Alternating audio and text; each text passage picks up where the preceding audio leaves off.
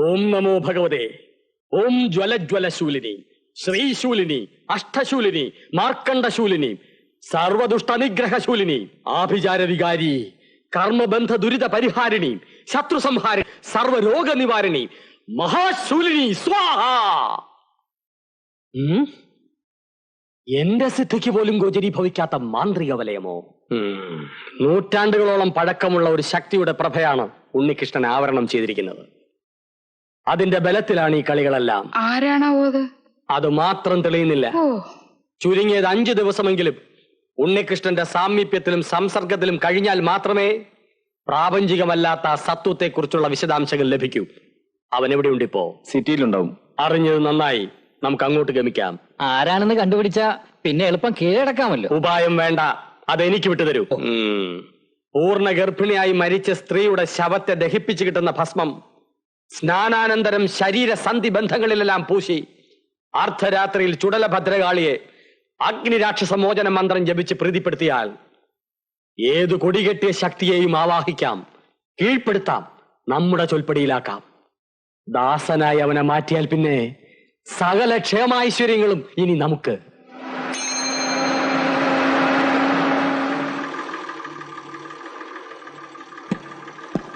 ഇറങ്ങി ചേച്ചി.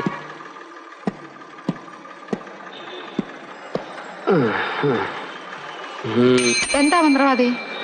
ആകാശത്ത് ചെമ്പരുന്ത് വട്ടമിട്ട് പറക്കുന്നു. ശത്രുവിന്റെ മേൽ വിജയം വരിക്കുമെന്ന് ലക്ഷണ സൂചന. എന്നാ നമുക്ക് പോകാൻ വരട്ടെ. ഈ വേഷത്തിൽ ഉണ്ണികൃഷ്ണന്റെ വാസസ്ഥലത്ത് പോയാൽ സംശയം ഉണ്ടാകാൻ സാധ്യതയുണ്ട്. അപ്പൊ പിന്നെ എന്ത് ചെയ്യും? വഴിയുണ്ടാക്കാം. മകന്റെ വീട്ടിൽ ഞാൻ മാന്ത്രിക ചൂടാമണി ഭൈരവനായിരിക്കില്ല. പിന്നെ 10,000 രൂപ വാടക കൊടുത്ത് ഇത്രയും വലിയ വീട്ടിൽ താമസിക്കേണ്ട ഒരു കാര്യവുമില്ലെന്ന് ഞാൻ അന്നേ പറഞ്ഞതാ. ഇതിപ്പോ 3ാമത്തെ പ്രാവശ്യമാണ് വാടക ചോദിച്ചോണ്ട് ഉടമസ്ഥ ആളെ പറഞ്ഞു വിട്ടിരിക്കുന്നത്. ഒരു 2 മാസമെങ്കിലും രാജകീയമായിട്ട് കഴിയാന്ന് വെച്ചാൽ സമ്മതിക്കില്ല. 20,000 രൂപയുടെ കാര്യമല്ലേ ഉള്ളൂ. അതിൽ പകുതി കൊടുത്തിട്ടുണ്ടല്ലോ. ബാക്കി 10,000 രൂപ മാറ്റി ശരിയാക്കാം. ഗോപാല, ഇത് വീടോ കൊട്ടാരോ? വീടല്ലേ? ഉണ്ണി, ഉണ്ടി, ഞങ്ങൾ വന്നടാ. മോനെ ഉണ്ണി, നീ അങ്ങ് സുന്ദരനായി പോയല്ലോടാ. ചെറിയമ്മയ്ക്ക് തെറ്റ് പറ്റിപ്പോയടാ. അറിവില്ലായ്മ കൊണ്ട് വല്ലതുമൊക്കെ പറഞ്ഞു പോയെങ്കിൽ നീ അങ്ങ് ക്ഷമിക്കില്ലടാ മോനെ. എടാ, പഞ്ചായത്ത് ഓഫീസിന്റെ അടുത്തുള്ള സ്ഥലത്തിന്റെ പ്രമാണം എടുത്തു നോക്കാം.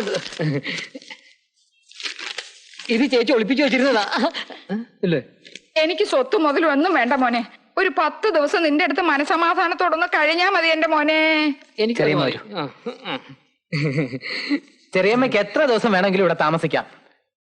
സുഖമാണോ ഗോപാലൻ ചേട്ടാ? സുഖമാണനിയ. ഈ സ്നേഹത്തിന്റെ മുമ്പിൽ ഞാൻ തളർന്നു പോകുന്നു ചേച്ചി. ഭാർഗവൻ ചേട്ടൻ എന്തേ? 10 ദിവസമൊക്കെ കട പൂട്ടിയിട്ട് എങ്ങനെയാന്നാ അവൻ ചോദിക്കുന്നേ. ഉണ്ണിയെ നേരിടാനുള്ള മനപ്രയാസവും കുറ്റബോധവും അതാണ് മറ്റൊരു കാരണം. ചത്ത കൊള്ളി വെക്കാൻ നീയേ ഉണ്ടാവുള്ളൂ എന്ന് ആ ഭൈരവൻ ചേട്ടൻ പറഞ്ഞപ്പോഴാ എനിക്ക് ബുദ്ധി തെളിഞ്ഞത്. ഭൈരവൻ ചേട്ടനോ? അതാരാ? അത് നിനക്ക് ഓർമ്മയുണ്ടാവില്ല. നീ എന്ന് കൊച്ചല്ലേ. നിന്റെ അച്ഛന്റെ വകയിലൊരു അനന്തരവനാ. പണ്ട് നാട് വിട്ട് ഡെറാഡൂണിൽ പോയിട്ട് ഇപ്പോഴാ മടങ്ങിയെത്തിയത്. ആളിപ്പോ വലിയ ഭാഗവതരാ. വിവരങ്ങളൊക്കെ അറിഞ്ഞപ്പോ ഭൈരവൻ ചേട്ടൻ എന്നെ ഒരുപാട് വഴക്ക് പറഞ്ഞു. സത്യം പറഞ്ഞ ഭൈരവൻ ചേട്ടനാ ഞങ്ങളെ ഇങ്ങോട്ട് കൂട്ടിക്കൊണ്ടു വന്നത്. ഭൈരവൻ ചേട്ടാ, നിൽക്കുന്നു ഉണ്ണി. ഉണ്ണി, എന്റെ കണ്ണപ്പനുണ്ണി. കാംബോജിയിലോ ഇന്തോളത്തിലോ ഒരു രാഗവിസ്താരം നടത്തി ഞാൻ എന്റെ സ്നേഹമായിട്ട് പ്രകടിപ്പിക്കട്ടെ. നല്ല പാണ്ഡിത്യം ഉണ്ടല്ലോ. ചലിക്കാത്ത വസ്തുക്കളെ ചലിപ്പിക്കാനും ചലിക്കുന്നതിനെ നിശ്ചലമാക്കാനും എനിക്ക് കഴിയും. ഏത് നിഗൂഢതകളെയും അനാവരണം ചെയ്യാൻ ഈ നാവിന് കഴിയും. അതാണ് പാതാളം ഭൈരവൻ.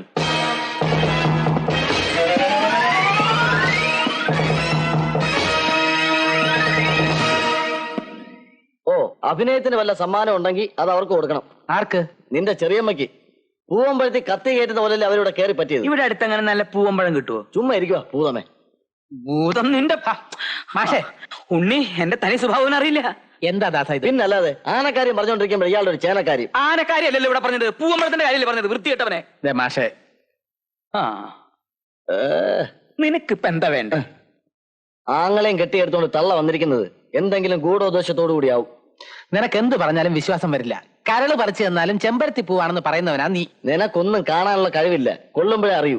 ഈ കുടുംബം ബന്ധങ്ങൾ എന്നൊക്കെ പറയുന്നത് നിനക്ക് മനസ്സിലാകാത്ത കാര്യങ്ങളാ. അതായിരിക്കാം.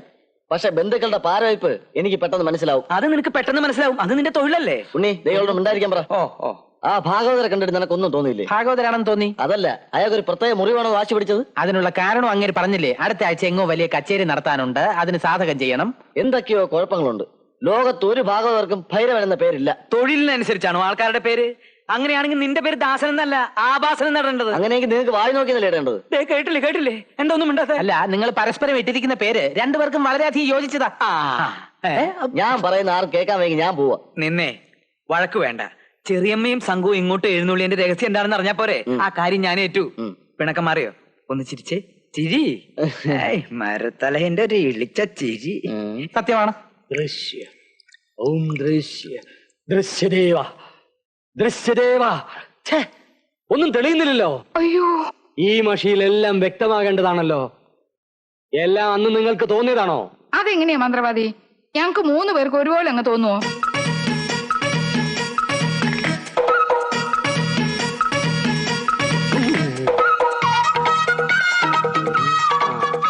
കുറച്ച് മന്ത്രവാദ സാമഗ്രികൾ വേണ്ടിവരും. എന്താണാവോ വേണ്ടത്?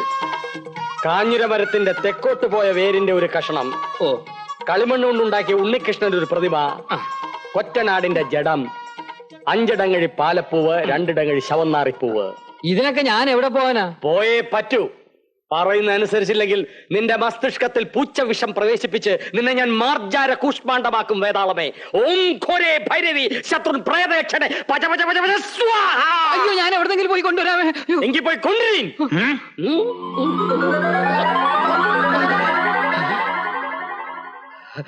ഇപ്പോഴെങ്കിലും ഭൈരവന്റെ വരവിന്റെ ഉദ്ദേശം മനസ്സിലായല്ലോ. ചെറിയമ്മയുടെ കണ്ണീരും കലാശവും കണ്ടപ്പോ ഞാൻ എല്ലാം അങ്ങ് വിശ്വസിച്ചു പോയി. അതാ പറ്റിയത്. നീ വലിയ ധർമ്മപുത്രല്ലേ. നമ്മളെ വഴിയാധാരമാക്കിയിട്ട് അവരോടൊന്ന് പോവും. നമുക്കിപ്പൊ തന്നെ അവരോട് ഇറക്കി വിട്ടാലോ? എന്ത് പറഞ്ഞ ഇറക്കി വിടുന്നത്?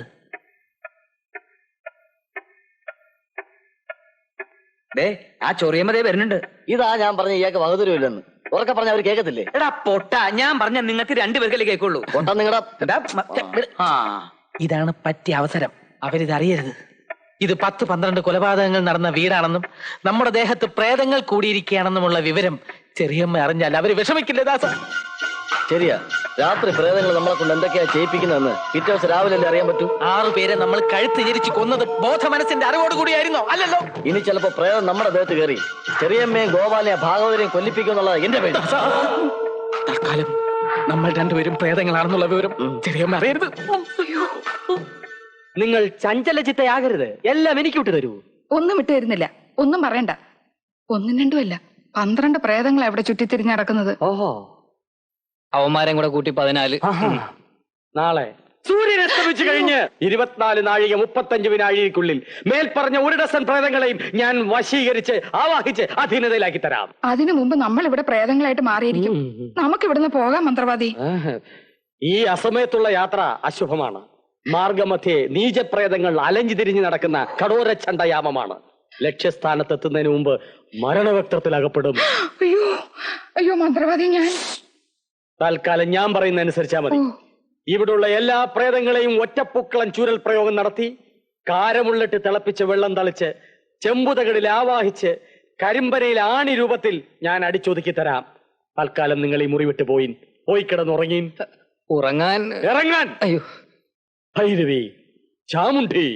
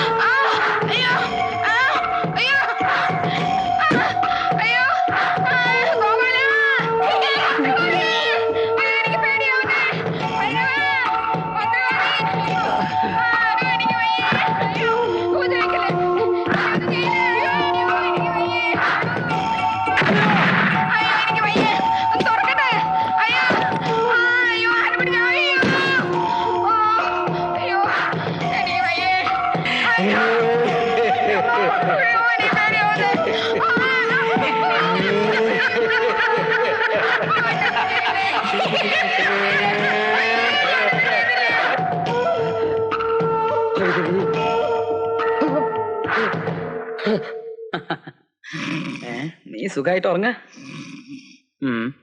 നിനക്ക് പാമ്പ് മതി.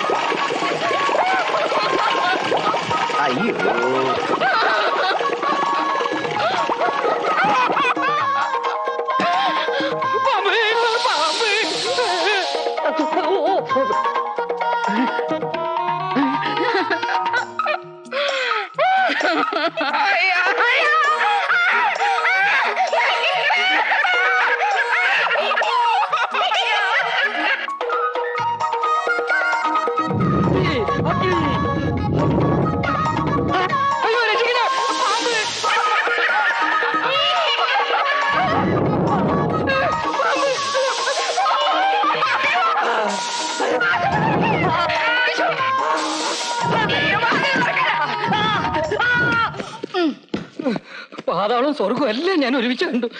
ജീവിച്ചിരിപ്പുണ്ടെന്ന് ഇപ്പോഴും എനിക്ക് വിശ്വാസം വരുന്നില്ല. ഓ എന്റെ ഗുരുവായൂരപ്പാ, ആവാഹിക്കാൻ എനിക്ക് ഒരു അവസരം കൂടി തരണം. താനിവിടെ ആവാഹിച്ചോണ്ടിരുന്നു. ഞങ്ങൾ ഇനി ഒരു നിമിഷം പോലും ഇവിടെ നിൽക്കത്തില്ല. അരുത്, പോവരുത്. ഓടോ. നിങ്ങൾ പോയാ പിന്നെ എനിക്കിവിടെ എന്ത് കാര്യം? ചാമുണ്ടി, ജീവിതത്തിൽ ആദ്യമായിട്ടാണ് ഒരു ആവാഹന ദൗത്യത്തിൽ നിന്നും പരാജയപ്പെട്ട് പിന്തിരിയേണ്ടി വരുന്നത്. മഹാമായെ, ആവാഹിക്കാൻ വന്ന നീ എന്നെ വാഹിച്ചു കളഞ്ഞല്ലോ. ദാസ, നാളെ 4 കൂട്ടം പ്രഥമനും കൂട്ടി ചെറിയമ്മയ്ക്ക് ഒരു സദ്യ നമുക്ക് ഒരുക്കി കൊടുക്കണം. വേണം. അതെന്താ, നാളെ നിന്റെ ചൊറിയമ്മയുടെ അടിയന്തര? ഞങ്ങൾ ഇറങ്ങാ. 10 ദിവസം കഴിഞ്ഞിട്ടേ പോകുന്നുള്ളൂ എന്നൊക്കെ പറഞ്ഞിട്ട്. അല്ല, ഞങ്ങൾ പോയിട്ട് പിന്നെ വരാം. അങ്ങനെ പോയാലോ? നമുക്കിവിടെ ജോളിയായിട്ട് കഴിയാമല്ലോ. അത് അപകടം പിടിച്ച ജോലിയാ കുഞ്ഞെ. വീട്ടിൽ പിടിപ്പത് പണിയുണ്ട്. എന്നാലും ഇന്നൊരു രാത്രിയെങ്കിലും നിങ്ങൾ ഞങ്ങളുടെ കൂടെ ഇവിടെ കഴിയണം. ഞങ്ങളുടെ ഒരു സന്തോഷത്തിന്, അല്ലേ ദാസ? പിന്നെ തീർച്ചയായിട്ടും. രാത്രി ചോര ഊറ്റി കുടിച്ച് എന്നെയും പ്രേതമാക്കാവുന്ന ആ ഭൂതി അങ്ങ് മനസ്സിലിരിക്കട്ടെ. എന്താ ആലോചിക്കുന്നത്? ഒന്നുമില്ല, ഞങ്ങൾ പോയിട്ട് അടുത്ത ആഴ്ച വരാം. എന്നാലും ഞങ്ങൾ അങ്ങോട്ട് വരാം. അയ്യോ വേണ്ട വേണ്ട വേണ്ട, ഞങ്ങൾ വീട്ടിലേക്കല്ലേ പോന്നേ. പിന്നെ? കാശിക്ക് പോവാ. 10 ദിവസം കഴിഞ്ഞ് മടങ്ങി വരൂ. അയ്യോ, ഓ എന്താടാ? ഞാനൊന്നുമില്ല. പോയിട്ട് വരട്ടെ, പോയിട്ട് വരാം. ചേച്ചി, ഞാനും വരുന്നു. അടുത്തായിട്ട് ഭാഗവതരമ്മാവനും പോവുകയാണോ? അതെ, പക്ഷേ ഞാൻ തോറ്റു മടങ്ങി പോവുകയല്ല. ഞാൻ വീണ്ടും വരും പൂർവാധികം ശക്തിയോടെ. എന്തിന്? അത് കാത്തിരുന്ന് കാണാം. ജയ് ചാമുണ്ടേശ്വരി.